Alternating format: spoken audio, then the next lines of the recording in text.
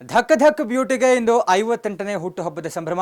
ಭಾರತೀಯ ಚಿತ್ರರಂಗದಲ್ಲಿ 90ರಿಂದ 2000ದ ದಶಕದಲ್ಲಿ ಅತಿ ಹೆಚ್ಚು ಸಂಭಾವನೆ ಪಡೆಯುತ್ತಿದ್ದಂತಹ ಸುಂದರ ನಟಿಯರಲ್ಲಿ ಒಬ್ಬರು ಮಾಧುರಿ ದೀಕ್ಷಿತ್.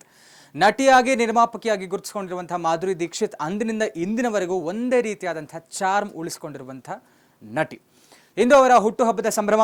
ಮಾಧುರಿ ದೀಕ್ಷಿತ್ ಎಂದೂ ಮುಗಿಯದಂತಹ ಸೌಂದರ್ಯದ ಗಣಿ. ಸುಮಾರು ದಶಕಗಳ ಕಾಲ ತನ್ನ ಸೌಂದರ್ಯ ರಾಶಿ ಮತ್ತು ನಟನೆಯ ಕೌಶಲ್ಯದಿಂದಲೇ ಬಾಲಿವುಡ್ನ ಆಳದಂತಹ ಸೌಂದರ್ಯವತಿ ಮಾಧುರಿ ದೀಕ್ಷಿತ್.